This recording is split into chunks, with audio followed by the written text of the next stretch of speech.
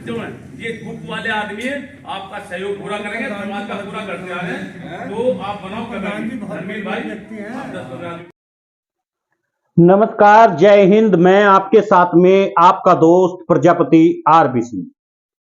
हरिद्वार से लेकर के दिल्ली तक पहुंचने वाली साइकिल संकल्प यात्रा की लगातार टीमों का गठन किया गया और आप देते रहोगे, आप ये मत करके सो रहे हैं, सुन लो।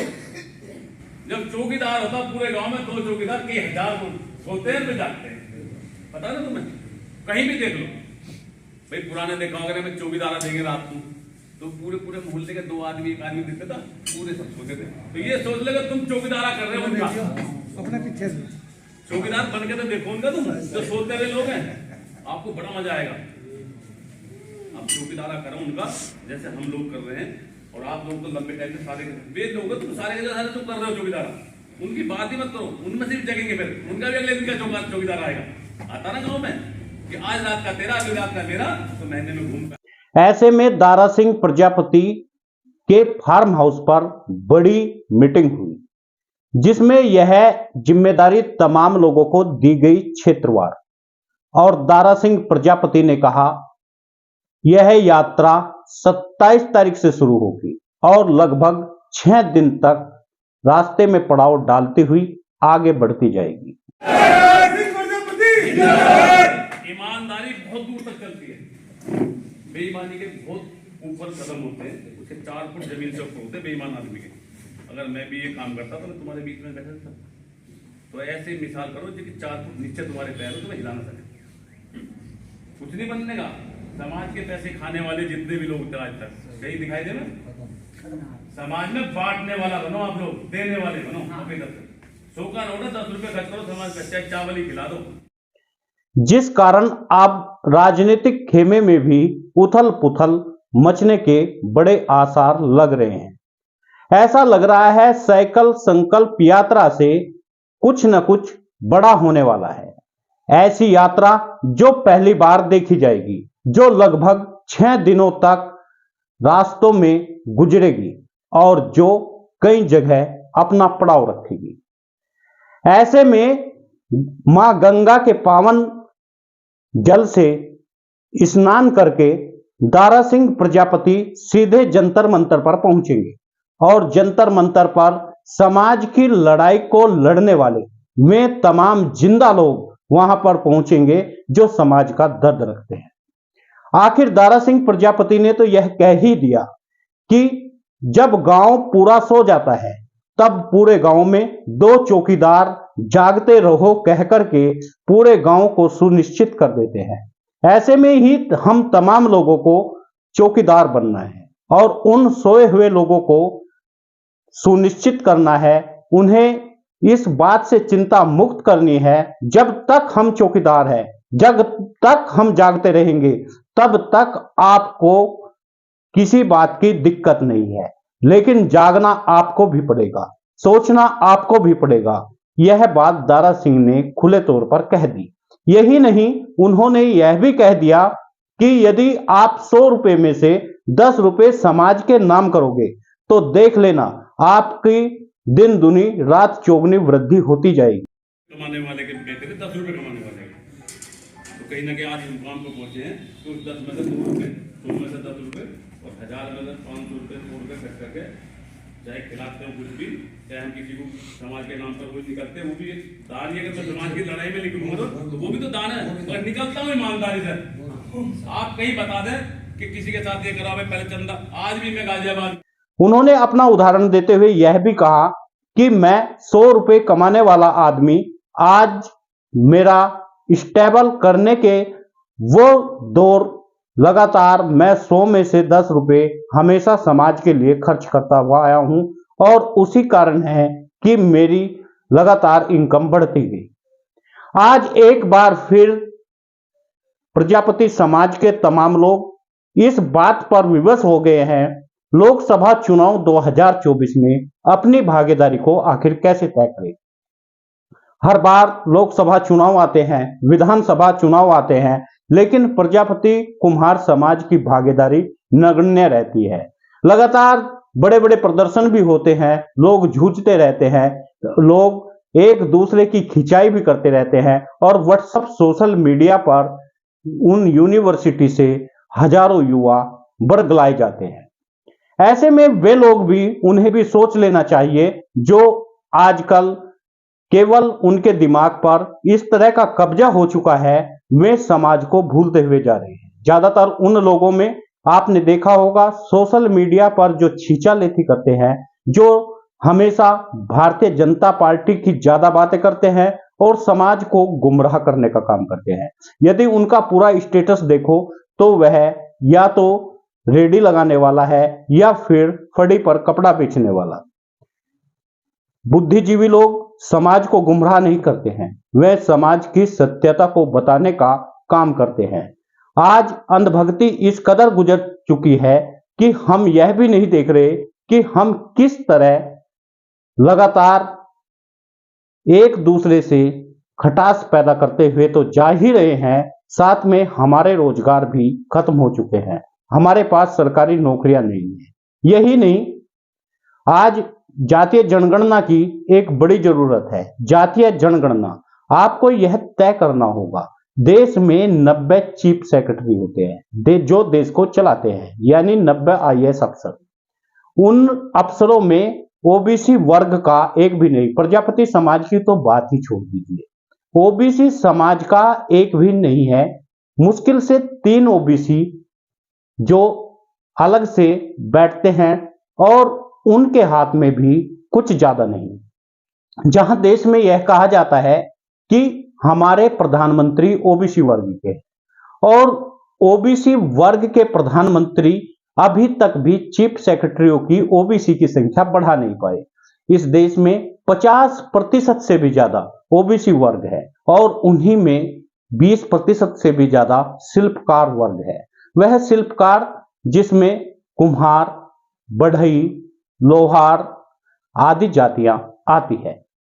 उसके साथ में अति पिछड़े वर्ग की यदि संख्या लगाई जाए, वह 35% से भी ज्यादा है, लेकिन अभी भी उन लोगों को भागीदारी नगण्य है। ऐसे में चाहिए कि जो चीफ सेक्रेटरी लगातार हमारी योजनाओं को बनाते हैं, हमारी योजनाओं को बिगाड़ते हैं, उनमें हमें मांग रखनी चाहिए कि हमारे चीफ सेक्रेटरी भी होना चाहिए। जिस जाति का चीफ सेक्रेटरी नहीं हो पाएगा, वह समाज को, देश को और देश की उन लोगों को जो देश की सबसे बड़ी पंचायत में बैठते हैं, उन्हें सजेशन कैसे दे पाएगा। जब आपके देश की उस बड़ी पंचायत में, जिसे लोकसभा बोलते हैं, जिसे संसद बोलते हैं, वहां पर हमारे लोग नहीं बैठेंगे, तो आप किस तरह से यह अपना दुख किसी को बता पाएंगे? आपकी आवाज को कौन उठा पाएगा? कौन बता पाएगा एक कुम्हार को, एक प्रजापति को क्या दुख हो सकता है? इन तमाम चीजों की लड़ाई लड़ने के लिए दारा सिंह प्रजापति ने साफ साफ कहा, मुझे जरूरत नहीं प्रचार की। आप अपने क्षेत्र में अपनी गाड़ियों पर बैनर लगाए, होर्डिंग लगाए और अपने नाम का बड़ा बैनर लगा ले, मुझे इससे कोई फर्क नहीं पड़ने वाला। लेकिन आपको इस यात्रा में भाग लेना होगा। ऐसे में सहारनपुर, मुजफ्फरनगर और मेरठ, बागपत, शामली, इन तमाम जिलों पर निगाहें रहेगी और इसके अलावा अमरोहा, हाथरस, मुरादाबाद जिलों पर भी दारा सिंह प्रजापति की, यानी पश्चिमी उत्तर प्रदेश में बरेली तक दारा सिंह प्रजापति की निगाहें हैं। यदि ये तमाम समाज के लोग इकट्ठा होकर के दिल्ली पहुंच जाते हैं और यह संख्या बड़ी संख्या के रूप में हो जाती है, तो समझ लेना फिर सरकार को हिलाना पड़ेगा और सरकार को यह सोचना पड़ेगा कि प्रजापति समाज के लिए कोई न कोई ऐसी लोकसभा सीट सुनिश्चित की जाए जो वह अपनी आवाज को बुलंद कर सके। लगातार प्रजापति समाज की 6 महीने बाद यह दूसरी यात्रा होगी। इससे पहले ठीक 6 महीने पहले दारा सिंह प्रजापति ने ऐसी ही एक यात्रा का आयोजन किया था, जिसमें प्रजापति समाज के तमाम लोग इकट्ठा हुए थे और उसके बाद दिल्ली तक भी एक यात्रा दारा सिंह प्रजापति ने निकाली थी।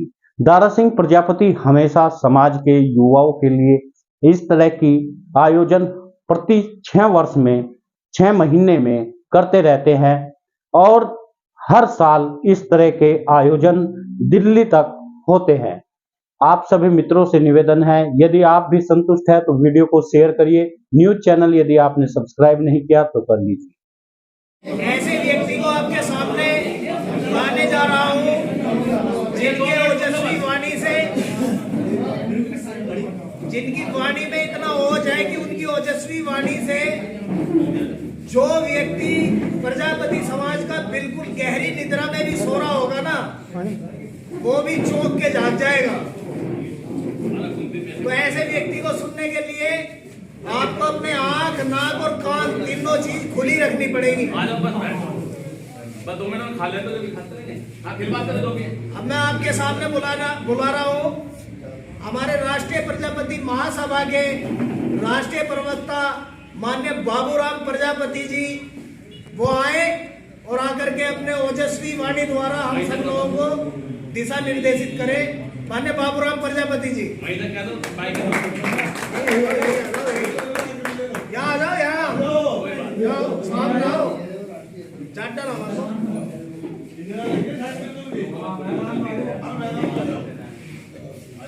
ये तो बाबूराम के लिए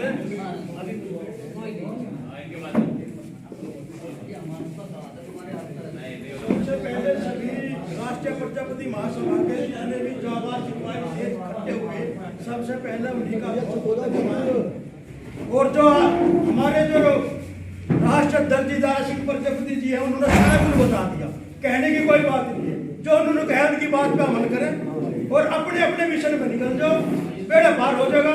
और क्या है,